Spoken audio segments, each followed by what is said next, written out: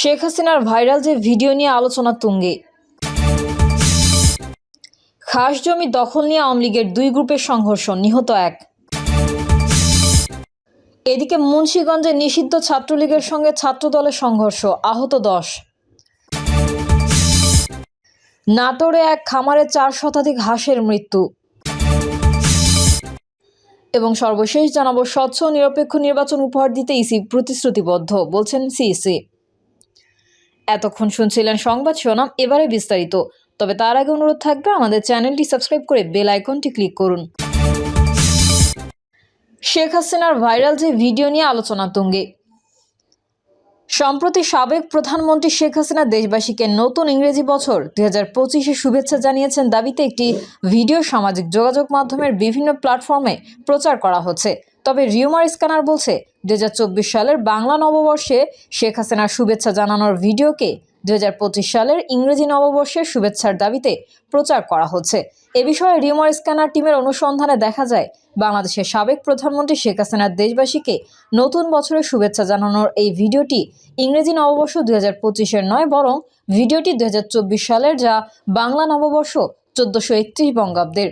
এ বিষয়ে অনুসন্ধানের শুরুতে আলোচিত ভিডিওটি থেকে কিছু স্থির চিত্র নিয়ে রিভার্স ইমেজ সার্চের মাধ্যমে 2024 সালের 13 এপ্রিল বেসরকারি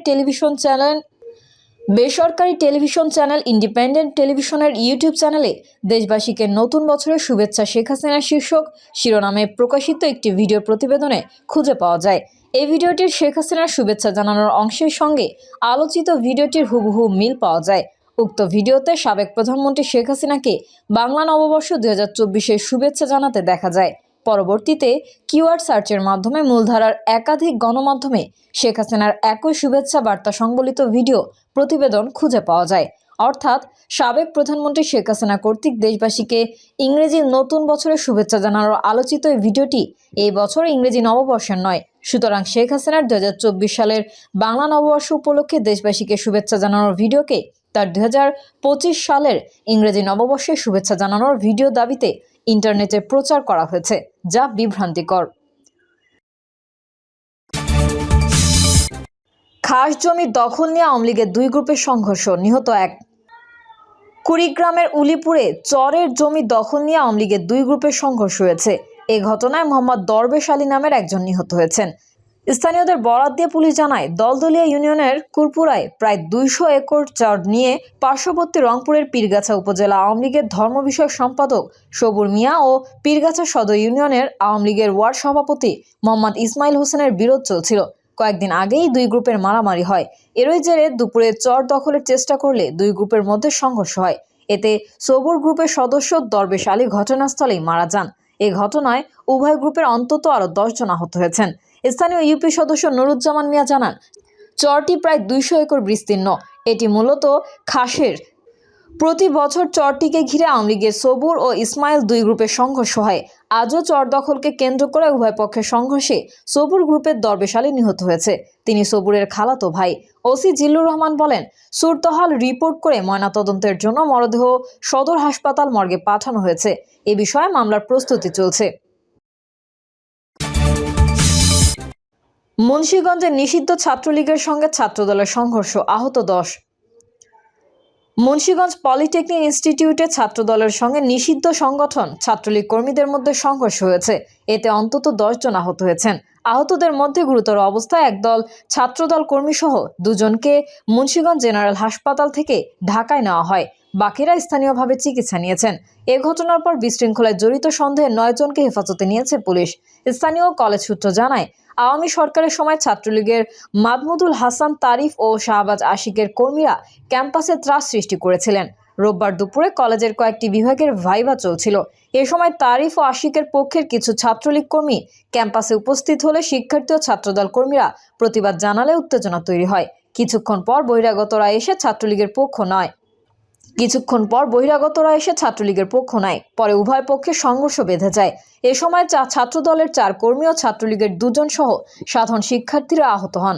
পরে পুলিশ ও সেনাবাহিনী ঘটনাস্থল থেকে আহতদের উদ্ধার করে মুন্সিগঞ্জ জেনারেল হাসপাতালে পাঠায়। এ ঘটনায় পাল্টাপাল্টি অভিযোগ করেছেন আহতরা। আহত ছাত্রদল কর্মী আলামিন বলেন, ক্যাম্পাসে আজ ছাত্রলীগ কর্মীরা প্রবেশ করলে সবাই তার বিরোধিতা করে। এ সময় ছাত্রলীগ কর্মীরা ফোন দিয়ে বহিরাগতদের ডেকে নেয়। পরে বহিরাগতরা এসে ব্যাপক মারধর করেন।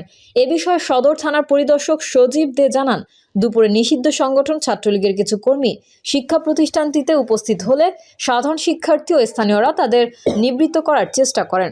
আহতদের হাসপাতালে পাঠানো হয়েছে। এ বিষয়ে আইনগত ব্যবস্থা নেওয়া হচ্ছে। নাটোরে এক খামারে 4 শতাধিক হাঁসের মৃত্যু। নাটোরের বড়াই গ্রামে এক খামারে 4 শতাধিক হাঁস মারা গেছে, তবে এর সংখ্যা আরও বাড়তে পারে। শনিবার স্থানীয় এক পশু চিকিৎসক ইনজেকশন পুশ করার পর থেকে হাঁসগুলো মারা যেতে শুরু করে। খামার মালিক ফরজ আলী জানান, পশু চিকিৎসক শরীফুল ইসলাম হাঁসে ইনজেকশন পুশ করে, এরপর থেকে হাঁসগুলো মারা যেতে শুরু করে। এখন পর্যন্ত 4 শতাধিক হাঁস মারা গেছে। সবগুলো ডিম পাড়া হাঁস ছিল। আমি এই ভুয়া ডাক্তারের বিচার চাই, ক্ষতিপূরণ চাই। এ বিষয়ে পশু চিকিৎসক শরীফুল ইসলাম জানান, নওগাঁর বড়াই গ্রামে একটি মুরগির ফার্মে চাকরি করার সুবাদে কিছু চিকিৎসা রপ্ত করি। পরে ঠাকুরগাঁও থেকে 3 মাসের প্রশিক্ষণ নিয়েছি। এরপর থেকে হাঁস মুরগির ভ্যাকসিন ও চিকিৎসা দিয়ে আসছি। তিনি আরও জানান, ওই খামারে গিয়ে দেখি হাঁসগুলোর প্লেগ ও কলেরা হয়েছে, তাই জোন্টামাইসিন ইনজেকশন পুশ করি। এতে হাঁসগুলো এভাবে মারা যাবে বুঝতে পারেনি। উপজেলা প্রাণী সম্পদ কর্মকর্তা ডাক্তার মোহাম্মদ নুরে আলম সিদ্দিকী বলেন, সাংবাদিকরা হাঁসের মৃত্যুর খবর জানলে আমি ঘটনাস্থলে যাই। সত্যি মর্মান্তিক ঘটনা এটি। ওই কথিত চিকিৎসক অবশ্যই একজন ভুয়া চিকিৎসক। না বুঝে জেনে এই ধরনের চিকিৎসা দিতে পারেন না। তাকে উপজেলা নির্বাহী কর্মকর্তার কার্যালয়ে উপস্থিত থাকার জন্য বলা হয়েছে। স্বচ্ছ নিরপেক্ষ নির্বাচন উপহার দিতে ইসি প্রতিশ্রুতিবদ্ধ, বলছেন সিইসি। নির্বাচন সংশ্লিষ্টদের পেশাদারিত্বের সঙ্গে কাজ করার নির্দেশ দিয়ে প্রধান নির্বাচন কমিশনার এএমএম নাসির উদ্দিন নির্বাচন সংশ্লিষ্টদের পেশাদারিত্বের সঙ্গে কাজ করার নির্দেশ দিয়ে প্রধান নির্বাচন কমিশনার এএমএম নাসির উদ্দিন বলেছেন, গতানুগতিক পদ্ধতিতে কাজ করার কোনো সুযোগ নেই। সিইসি বলেন, 18 কোটি মানুষের ভোটের অধিকার ফিরিয়ে দিতে এবং সুষ্ঠু, স্বচ্ছ ও নিরপেক্ষ নির্বাচন উপহার দিতে নির্বাচন কমিশন প্রতিশ্রুতিবদ্ধ। কাজ করতে গিয়ে ইচ্ছাকৃত ভুল কমিশন করবে না উল্লেখ করে নাসির উদ্দিন বলেন, দেশের 18 কোটি মানুষ ভোটের অধিকার থেকে বঞ্চিত। তারা যে ভোটের অধিকার থেকে বঞ্চিত হয়েছে, আমরা তা ঘোচাতে চাই। বঞ্চনার কষ্ট দূর করতে চাই। আমরা আমাদের কমিটমেন্টে অটল আছি। আমরা সবার সহযোগিতা চাই। প্রধান নির্বাচন কমিশনার বলেন, আমাদের কমিটমেন্ট হলো জাতিকে একটি ফ্রি, ফেয়ার, ক্রেডিবল ইলেকশন উপহার দেওয়া। আমি প্রায় বলি, আমাদের বঞ্চিত কর্মকর্তারা জনপ্রশাসনে যাচ্ছেন, আন্দোলন করছেন, তাদের বঞ্চনার তথ্য তুলে ধরছেন। দেশের 18 কোটি বঞ্চিত মানুষ কোথায় যাবেন? সামনে নির্ভুল ভোটার তালিকার পাশাপাশি ও নির্বাচনে সবার ভোটাধিকার নিশ্চিত করতে হবে। তিনি বলেন, বিশেষ পরিস্থিতিতে অন্তর্বর্তীকালীন সরকার দায়িত্ব নিয়েছে। আমরাও ক্রান্তিকালীন সময়েরই নির্বাচন কমিশন। দায়িত্ব ছাড়াও দেশবাসীর প্রত্যাশা সরকারের কাছে যেমন বেশি, আমাদের কাছেও তেমনই বেশি। সংস্কার প্রতিবেদন অনুযায়ী আইন কানুনের বিভিন্ন জায়গায় হাত দিতে হবে। আমরা সেই লক্ষ্যে কাজ করছি। এর জন্য পুরনো মন মানসিকতা থেকে বেরিয়ে আসতে হবে। সিইসি বলেন, সব সংস্কারের বড় সংস্কার নিজের আত্মাকে সংস্কার করা। মন মগজ সংস্কার না হলে আখেরে ভালো কিছু বয়ে আনবে না। আমাদের মন মানসিকতার সংস্কার আনতে হবে। তিনি বলেন, 20 জানুয়ারি থেকে বাড়ি বাড়ি গিয়ে নতুন ভোটার তথ্য সংগ্রহ শুরু হবে। এই কাজে আমরা সবার সহযোগিতা চাই। ধাপে ধাপে প্রশিক্ষকদের প্রশিক্ষণ দেওয়ার পর 1.5 লাখ লোকবলকে এই কর্মসূচির আওতায় আনা হবে। নির্বাচন কমিশনার আব্দুর রহমান মাসুদ বলেন, ভোটে মানুষের আস্থা ফিরিয়ে আনতে স্বচ্ছতা ও দায়িত্বের সঙ্গে কাজ করতে হবে। নির্ভুল ভোটার তালিকা সুষ্ঠু নির্বাচনের পূর্ব শর্ত। ভোটার তালিকা হালনাগাদে সর্বোচ্চ সতর্কতা ও তৎপরতার সঙ্গে কাজ করতে হবে। নির্বাচন কমিশনার তাহমিনা আহমেদ বলেন, সুষ্ঠু নির্বাচন অনুষ্ঠানে কমিশনের হাতিয়ার হবে আইন এবং বিবেক। ইসির কোনো কর্মকর্তা দুরভিসন্ধিমূলক কাজ করলে সেই দায় কমিশন নেবে না। নির্বাচন কমিশনার আনোয়ারুল ইসলাম সরকার বলেন, বিগত নির্বাচন যেভাবে কলুষিত হয়েছে তা পুনরুদ্ধারে যা যা করা লাগে তার সবটুকুই করবে কমিশন। ভোটার হালনাগাদে অনিয়ম, অবহেলা ও অস্বচ্ছতা কোনোভাবেই বরদাস্ত করা হবে না। নির্বাচন commissioner brigadier general Abul Fazal Mohammad Sanaullah বলেন, টাকা অর্জনের মোটিভ নিয়ে যাতে কেউ ভোটার তালিকা অন্তর্ভুক্তির কাজে অংশগ্রহণ না করে। মৃত ভোটার, ভুয়া ভোটার ও নতুন ভোটারের ক্ষেত্রে সমানভাবে কাজ করতে হবে। ভোটের প্রতি মানুষের যে অনাগ্রহ, সেখান থেকে কমিশন আবার বেরিয়ে আসতে পারবে দাবি করে তিনি বলেন, মানুষের মধ্যে যে আস্থার ঘাটতি ছিল তা কমে এসেছে। মানুষ এবার ভোট দিতে চায়। ভোটকে কেউ যাতে নষ্ট করতে না পারে সেই ব্যবস্থা নেওয়া হবে। প্রিয় দর্শক, এই ছিল এখনকার সর্বশেষ সংবাদ। আপডেট সহ সংবাদ পেতে চ্যানেলটি সাবস্ক্রাইব করে বেল আইকনটি ক্লিক করুন। কমেন্টে আপনার মতামত জানিয়ে আমাদের সাথেই থাকুন। ধন্যবাদ সবাইকে। আল্লাহ হাফেজ।